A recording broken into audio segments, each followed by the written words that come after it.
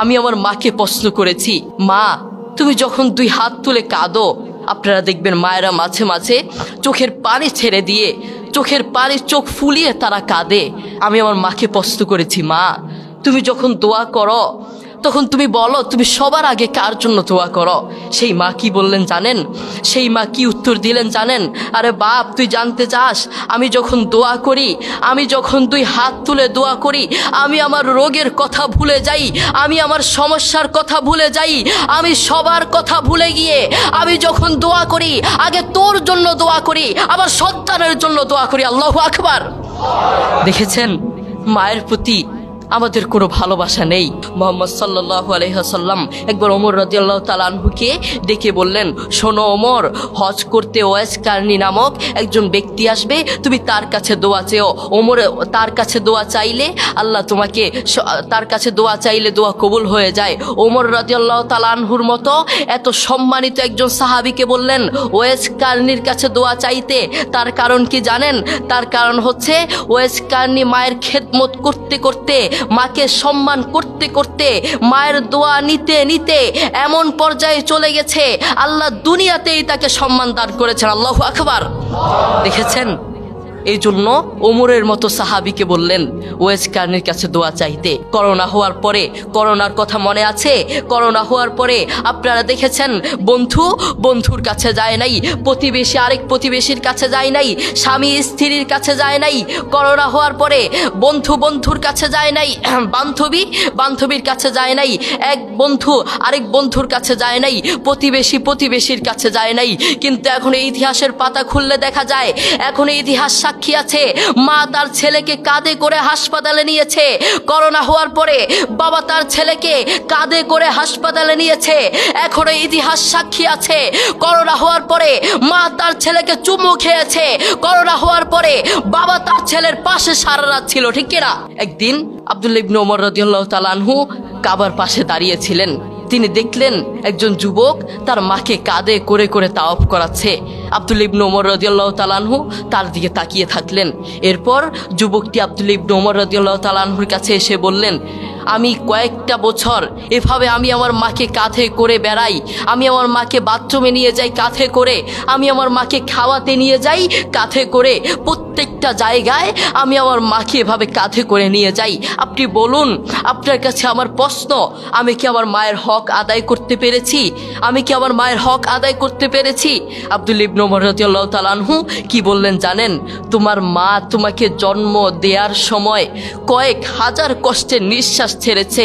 তুমি যদি সেই কয়েক হাজার কষ্টের নিঃশ্বাস থেকে একটি কষ্টের নিঃশ্বাসের হক আদায় করার জন্য কিয়ামত পর্যন্ত তোমার মাকে এভাবে কাঁধে করে বয়ে বেড়াও, কিয়ামত পর্যন্ত একটা কষ্টের নিঃশ্বাসের হক আদায় করতে পারবে না। আল্লাহু আকবার। এই পৃথিবীতে আমাদের সবচেয়ে আপন এবং কাছের মানুষ কে? আমাদের মা এবং বাবা। তাদের চেয়ে আপনজন আর কেউ নেই।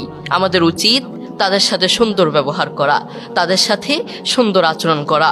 বন্ধু, আমি তোমাকে বলতে চাই, সব সময় মায়ের পাশে থাকার চেষ্টা করবা, মায়ের খেদমত করার চেষ্টা করবা, মাকে সহযোগিতা করার চেষ্টা করবা।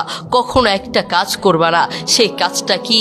সেই কাজটা হচ্ছে কখনো মায়ের বদদোয়া নেওয়ার চেষ্টা করবা না। বন্ধু মনে রেখো, দোস্ত মনে রেখো, মায়ের বদদোয়া নিয়েছো মানে তোমার পুরো লাইফ নষ্ট হয়ে যাবে, পুরো জীবন নষ্ট হয়ে যাবে। মনে রেখো, রাইফেলের গুলি মিস হতে পারে, মায়ের বদদোয়া মিস হতে পারে না, ঠিক কিনা?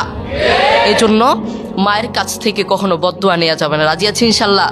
আমরা কখনো মায়ের কাছ থেকে বদদোয়া নিব না, সবসময় দোয়া নেওয়ার চেষ্টা করব। তুমি যদি মায়ের কাছ থেকে দোয়া নাও, আল্লাহ সুবহানাহু ওয়া তাআলা তোমাকে দুনিয়াতেই আল্লাহর দয়ায় সম্মানিত করে ফেলবেন। এই জন্য ওমরের মতো সাহাবীকে বললেন ওয়াইস কারনীর কাছে দোয়া চাইতে। এই জন্য আমরা মায়ের দোয়া নিব, মায়ের সাথে সুন্দর আচরণ করব। রাজি আছি ইনশাল্লাহ? আমরা মায়ের সাথে সবসময় সুন্দর আচরণ করার চেষ্টা করব। আপনি দেখেন, আপনার মা আপনাকে প্রকৃতভাবে ভালোবাসেন ভাই, আপনাকে নিজের জীবনের চেয়েও ভালোবাসেন, আর কাউকে ভালো না বাসলেও তার সন্তানকে ভালোবাসেন। আপনার বন্ধু আপনাকে স্বার্থের জন্য ভালোবাসে, যারা আপনার জন্য পাগল তারা আপনাকে স্বার্থের জন্য ভালোবাসে। আপনার প্রিয় মানুষ আপনাকে স্বার্থের জন্য ভালোবাসে। সারা পৃথিবীটাই ধোঁকা, আপনাকে সবাই স্বার্থের জন্য ভালোবাসে। আপনার প্রতিবেশী আপনার কাছে আসবে স্বার্থের জন্য, আপনার প্রিয় মানুষ আপনার কাছে আসবে স্বার্থের জন্য, আপনার ভালোবাসার মানুষ আপনার কাছে আসবে শুধুমাত্র স্বার্থের জন্য। সারা পৃথিবীটাই ধোঁকা ধোঁকা, সারা পৃথিবীটা আপনার থেকে নিতে চায়, কিন্তু আপনার মা আপনাকে নিজের জীবনের চেয়েও ভালোবাসে, কিন্তু সেটা আপনি জানেন না। আপনার মা আপনাকে নিজের জীবনের চেয়েও ভালোবাসেন, কিন্তু সেই মায়ের প্রতি আপনার কোনো ভালোবাসা নেই, সেই বাবার প্রতি আপনার কোনো ভালোবাসা নেই। আপনি নাফরমান, আপনি কত বড় নাফরমান, আপনি নিজেকে প্রশ্ন করুন, আপনি কত বড় নাফরমান। আমি যদি তোমাকে প্রশ্ন করি, আজ সারাদিন তুমি কাকে বেশি, কার জন্য বেশি দোয়া করেছ? তুমি বলবা। তোমাকে যদি প্রশ্ন করি মায়ের জন্য কয়বার দোয়া করেছ? তুমি বলবা একবারও মায়ের জন্য দোয়া করতে পারি নাই। আমি যদি তোমাকে প্রশ্ন করি আজ সারাদিন কয়বার, আর আজ একটা মাস চলে গিয়েছে, যারা মা আছেন বাবা আছেন আপনাদের সন্তানদেরকে ডেকে প্রশ্ন করবেন, বাবা আজ তো একটা মাস চলে গেল, আজ তো একটা বছর চলে গেল, কয়েকটা বছর চলে গেল, তুমি বলো তুমি কার জন্য দোয়া করেছ? তোমার মা আমি আমার জন্য দোয়া করেছ? তোমার বাবা আমি আমার জন্য দোয়া করেছ? সন্তান কি বলবে জানেন? আমি মা দুঃখের বিষয়, আপনার জন্য আমি দোয়া করতে পারি নাই, বাবা আপনার জন্য আমি দোয়া করতে পারি নাই। কি সন্তান আপনি জন্ম দিলেন, যেই সন্তান আপনার জন্য দোয়া করতে পারে না ওটা সন্তান হতে পারে না। ওটার মতো নাফরমান আসমানের নিচে জমিনের উপরে আর একটা হতে পারে না, ঠিক কিনা? যেই সন্তান তার মায়ের জন্য দোয়া করতে পারে না ওটা কিসের সন্তান হলো? এই জন্য আমরা সবসময় মায়ের খেদমত করার চেষ্টা করব, মায়ের কাছ থেকে দোয়া নেওয়ার চেষ্টা করব। বন্ধু তুমি জানো, যুবক তুমি জানো, তোমার মা তোমাকে জন্ম দেওয়ার সময় কত কষ্ট করেছেন, সেই মায়ের জন্য তুমি দোয়া করতে জানো না। আমি আমার মাকে প্রশ্ন করেছি, আমার বাবা আমার দাদুকে প্রশ্ন করেছে, মা তুমি যখন দুই হাত তুলে কাঁদো, আপনারা দেখবেন মায়েরা মাঝে মাঝে চোখের পানি ছেড়ে দিয়ে, চোখের পানি চোখ ফুলিয়ে তারা কাঁদে। আমি আমার মাকে প্রশ্ন করেছি, মা তুমি যখন দোয়া করো তখন তুমি বলো তুমি সবার আগে কার জন্য দোয়া করো? সেই মা কি বললেন জানেন? সেই মা কি উত্তর দিলেন জানেন? আরে বাপ তুই জানতে চাস, আমি যখন দোয়া করি, আমি যখন দুই হাত তুলে দোয়া করি, আমি আমার রোগের কথা ভুলে যাই, আমি আমার সমস্যার কথা ভুলে যাই, আমি সবার কথা ভুলে গিয়ে আমি যখন দোয়া করি আগে তোর জন্য দোয়া করি, আমার সন্তানের জন্য দোয়া করি। আল্লাহু আকবার। দেখেছেন মায়ের প্রতি আমাদের কোনো ভালোবাসা নেই। সেই মা আমাদের জন্য দেখেছেন কত কষ্ট করেন, সেই মা আমাদের জন্য সারা রাত দিন রাত 24 ঘন্টা আমাদের জন্য ভাবেন, কিন্তু সেই মায়ের প্রতি আমাদের কোনো ভালোবাসা নেই। আপনার মা আপনাকে জন্ম দেওয়ার সময় কত কষ্ট করেছেন আপনি জানেন? বর্তমান বিজ্ঞানীরা কি বলেছেন?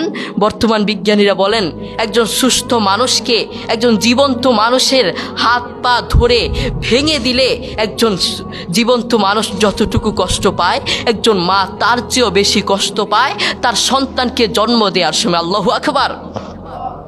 এরপরেও কেন আমাদের মায়ের প্রতি ভালোবাসা নেই? কেন আমাদের মায়ের প্রতি ভালোবাসা নেই?